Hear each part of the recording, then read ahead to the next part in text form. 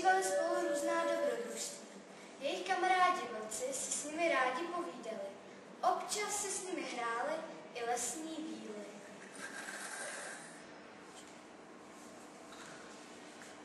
To je dneska hezky. Nepůjdeme se spolu do lesa? No já nevím, ještě nemůžeme. A proč? Ty jsi dneska nějaký protivný. Viděl jsi ten nepořádek kolem nás? Jaký nepořádek? Všude se válej ponožky. Nádobí je neumyté. Na poličce je prach, postele jsme neustlali. A ten stůl, to je přece hrůza. No jo, ale když začneme uklízet, tak to už dneska přece nic veselého nestihneme. Co chceš teda dělat?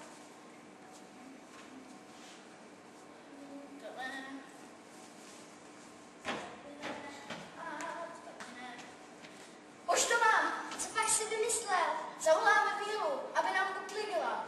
Vílo, pojď k nám. Proč pak mě voláte? Chcete si znát hrát? Ne, dneska ne.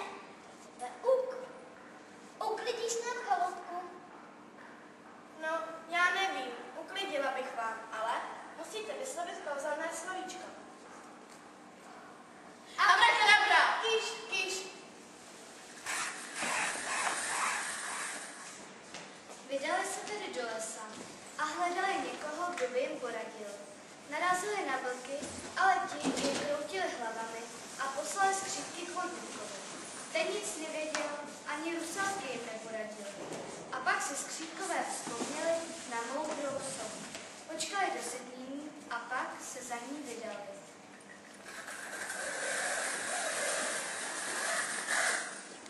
Moment, hele, už vidím. Kde? Já nic nevidím. Už je skoro tma. Tamhle tom starém stromě. Vidíš, jak ti svítí oči? Já tam nejdu. Já sleduju. Já se taky bojím. Pojď, půjdeme tam spolu. Běž tam ty. Ty tam, ty. Dobrý den, paní Sovo. Paní Sovo, mohla byste nám najít kouzelné slovíčko?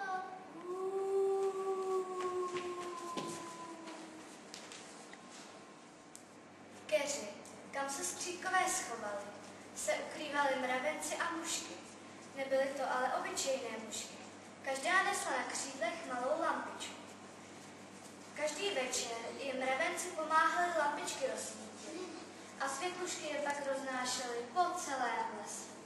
A jeden ze skřídků dostal nápad.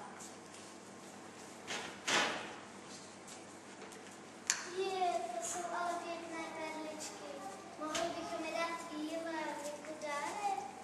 To je nápad, aby nám uklidila chaloupku.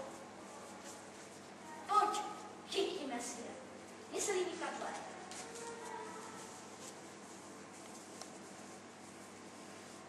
Nechte mne být, já přece nejsem žádná perlička.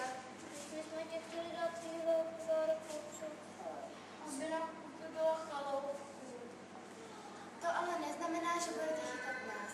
A vůbec jsme svatánská mužka a pomáhám lidem najít cestu ve dně. Jako dárek můžete Víle dát třeba list kapelní nebo kapku rosy.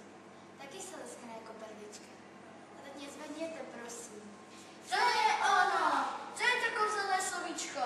Pojď, lehni si tady na list pampelišky. Je měkký jako peřinka. A až se prospíš, doprovodíme tě domů. A tak pojď. Jdeme dovnitř a Víla to slovo řekne.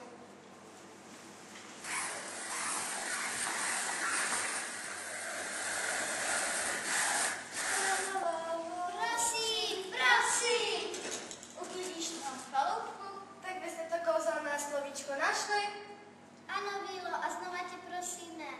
Tak dobře, uklidím vám chaloupku, ale budete mi pomáhat. A hrát si půjdeme až zítra.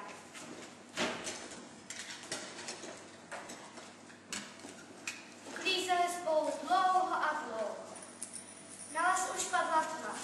Pro světlušku si přiletěli její kamarádky a společně Víle a skřídkům posvítili. Ráno měli skřídkové nejkrásně uklizenou chaloupku, ale i nové kamarády.